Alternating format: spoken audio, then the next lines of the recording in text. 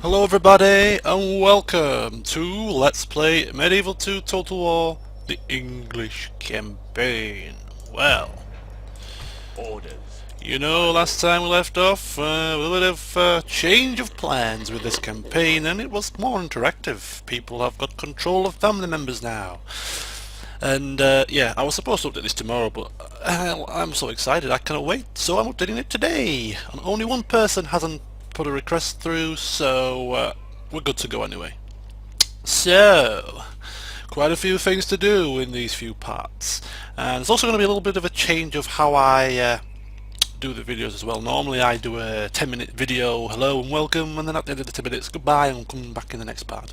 None of that now. I'm just going to play for as long as it takes and just split the videos up afterwards. So it'll be, maybe rather than being 4 separate or 3 separate 10-minute snippets, it's going to be one long 40-minute snippet just chopped down in appropriate places, because it'll make it easier for me to play out the parts, because there's quite a few things to do as requested by other people. So we'll start off by looking at the family members and what they requested for these few parts. Mr. Aelfgar the Honest, well, 42, I've put all the tax rates down as well. I had the tax rates on like very high, so they had yellow faces, but I've taken all the tax rates down so everybody has got a green face, and then I will be undertaking a tax audit in the next foreign post, and it is up to the family members whether or not they want to put the tax rates up at the cost of making their settlements a little bit unhappy with them, or whether they want to keep it green. So Aelfgar, put your tax rate down to high, population is there, 120% public order, upgrading, and you wanted to get rid of the rebel army.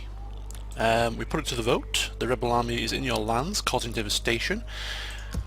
Paul of York wanted to use the rebel army to train his assassins. However, everybody else, including yourself, has requested to get rid of these rebels, and therefore that is what we will do. The way we're going to do it is Hubert Davis is going to recruit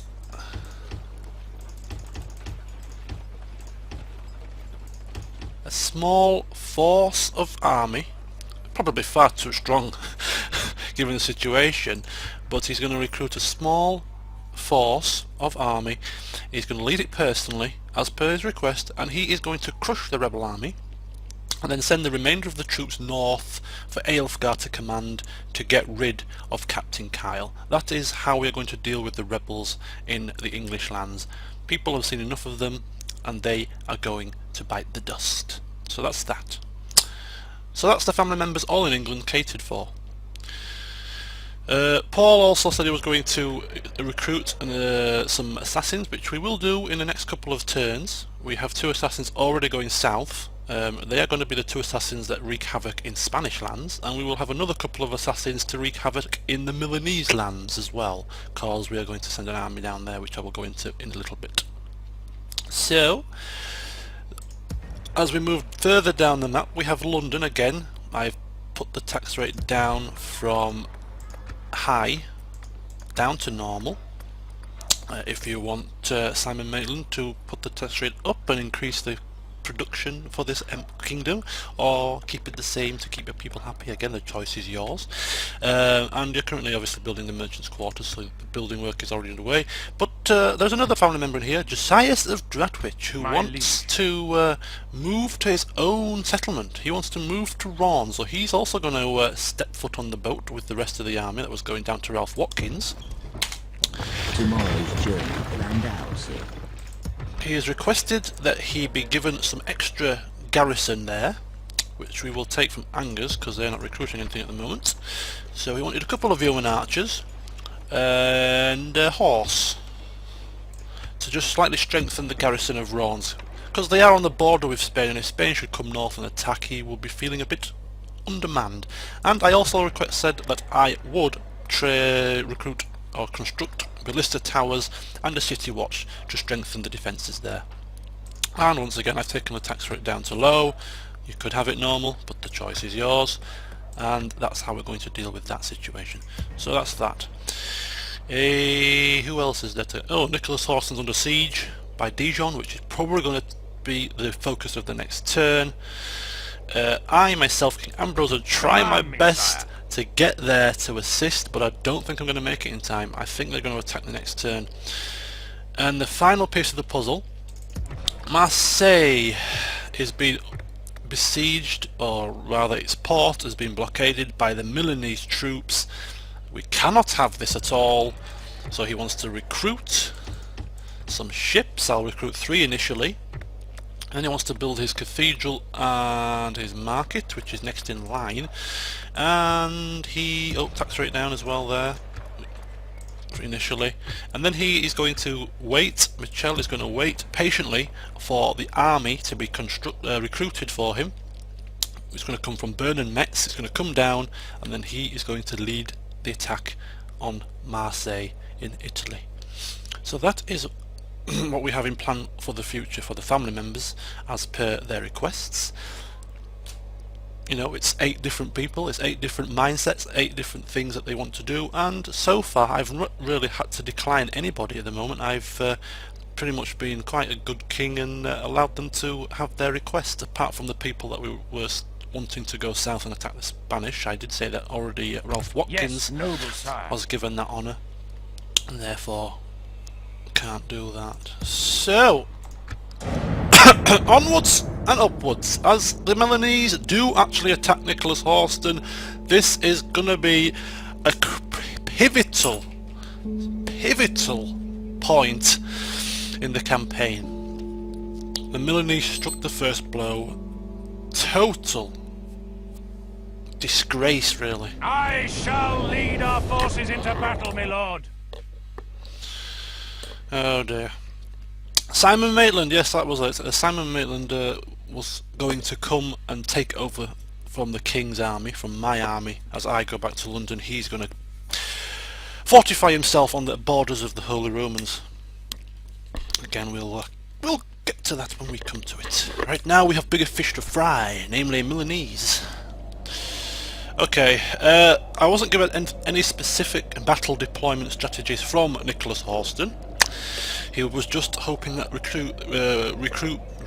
reinforcements would be able to help him, but well, in war, there's nothing so becomes a man as bravery before your enemies.